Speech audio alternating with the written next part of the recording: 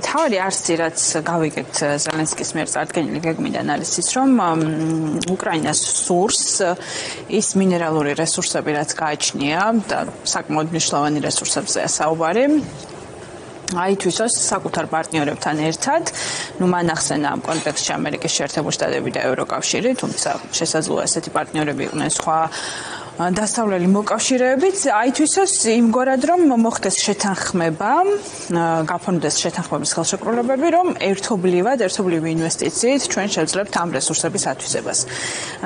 მეორე მხრივ ზელენსკიმ ხაზი გაუსვა იმას, რომ თუ ეს ასე არ მოხდება და ამ რესურსებს მაგალითად რუსეთი აითვისებს და დღესაც ძალიან ბევრი საბადო რაც უკრაინას აქვს საკმაოდ მნიშვნელოვანი რუსეთის მიერ კონტროლირებულ ტერიტორიაზე ან ფაქტობრივად მითვისებული აქვს რუსეთს რაც იმას ნიშნავს, რომ გლობალურ კონკურენტუნარიანობაში რუსეთს გაუჩნდება კონკურენტული უპირატესობა იმ თვალსაზრისით, რომ უკრაინის რესურსების ნაწილი ექნება მითვისებული.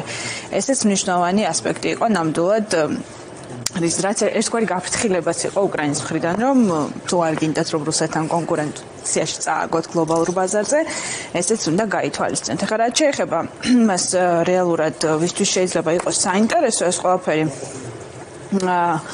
რა თქმა უნდა იმ ქვეყნებისთვის ვისაც აქვთ პრეტენზია რომ გლობალურ ეკონომიკაში სურთ კონკურენტუნარიანები იყვნენ მათ შორის ამერიკის შეერთებული შტატებისთვის რომელიც მნიშვნელოვნად ეკონკურენტება ჩინეთს ევროკავშირისთვის რომელსაც სურს რომ მწვანე ეკონომიკაზე გადაერთოს და შესაბამისად ის მინერალური რესურსები რაც უკრაინას გააჩნია მისთვის მნიშვნელოვანია. კი ბატონო. მოდი ბუნებრივ რესურსებზეც ვთქვათ, რა ბუნებრივ რესურსებზეა საუბარი, რა ღირებულება აქვს ამ ყველაფერს, იმიტომ რომ ეს სამი მეტალი, ურანი, ლითიუმი, ტიტანიუმი გასაგებია, ანუ რა მასშტაბზეა საუბარი მაინც ეკონომიკური თვალსაზრისით შენ უფრო კარგად აუხსნი ამის მაგალითად. კი, საკმაოდ დიდ პოტენციალზეა საუბარი საბოლოო ჯამში. ხა ტიტანიუმის ნაწილში მაგალითად ტიტანის ქართულად ინგლისურად არის ტიტანიუმი უკრაინას აქვს გლობალური მიწოდების დაახლოებით 7%. ეს არის საკმაოდ დიდი რესურსი.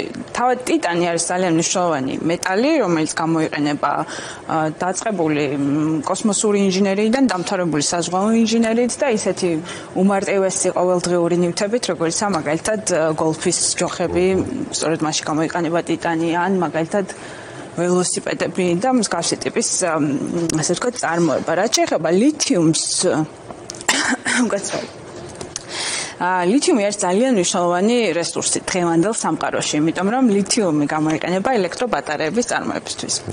მოგეხსენებათ ელექტრობატარეები არის ჩვენს მობილურში, ელექტრომობილებში და მთელი სამყარო გადადის ელექტრომობილებზე, ამიტომ ის ვისაც ლითიუმის მოპოვების რესურსი აქვს რეალურად არის მდიდარი.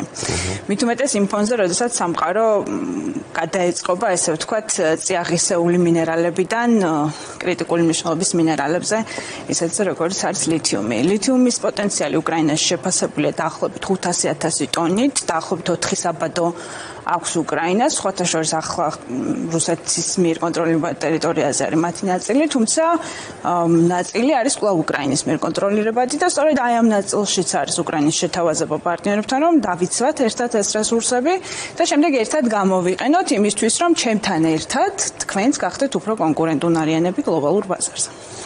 ბატონო, და მაინც პერსპექტივა რო შევაფასოთ ამ შეთავაზების რა პერსპექტივა აქვს და ვინ არიან ეს პოტენციური ადრესატები მაინც ამ შეთავაზების ქვეყნები, დიდი კორპორაციები, აი ვის მოვიაზრებთ, ვინც შეიძლება რომ ზელენსკის ეს შეთავაზება სიხარულით მიიღოს და ამ პროცესში ჩაერთოს.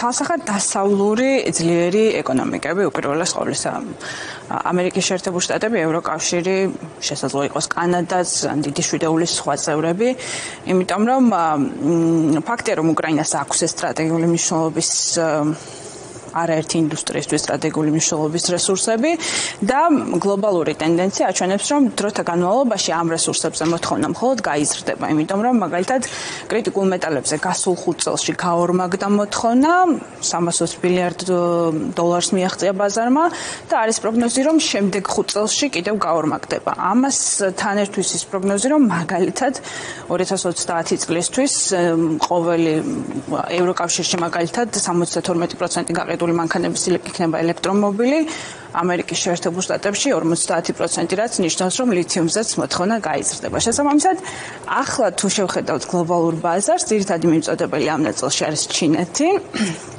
რომელსაც მოგეხსენებათ, რომ ევროკავშირი ნაკლებად, მაგრამ ამერიკის შეერთებული შტატები მნიშვნელოვნად ეკონკურენტება ნომერ პირველი ეკონომიკა უნდა იყოს და შესაბამისად ამერიკის შეერთებული შტატები ცალსახად უნდა იყოს დაინტერესებული უკრაინის ამ რესურსების ათვისებით. ევროკავშირს საკუთარი ინტერესები აქვს, მაგალითად ის, რომ არ იყოს დამოკიდებული არადემოკრატიულ რეჟიმებზე ამ ტიპის კრიტიკული მინერალების მიწოდების ნაწილში, იმიტომ რომ სანდოობა არადემოკრატიული რეჟიმების არის დაბალი, შეიძლება შეუწყვიტოს მიწოდება და ამან გამოიწვევს ის, რომ თქვა დაზარალდეს ევროპული წარმოება. შესაბამისად, ევროკავშირიც აუცილებლად უნდა დაინტერესდეს წესით უკრაინის ამ შეთავაზებით. ხო, პრინციპში საინტერესოა, იმიტომ რომ ეს ელექტრომობილების მიმართულება რო ახსენე, დიდი დაინტერესება ამ კუთხით ნამდვილად და ერთ-ერთი ყველაზე მზარდი. ხო, და ისიც საინტერესო იყო სხვათა შორის, რომ აი ამ პუნქტს აქვს საიდუმლო დანართიც, რომელსაც იმ შემთხვევაში გასაჯაროვდება, არ გასაჯაროვდება ალბათ, მაგრამ გავლილი იქნება კონკრეტულ დაინტერესებულ მხარეებთან, რომლებიც გამოჩნდებიან პასუხად ზელენსკის გეგმისა.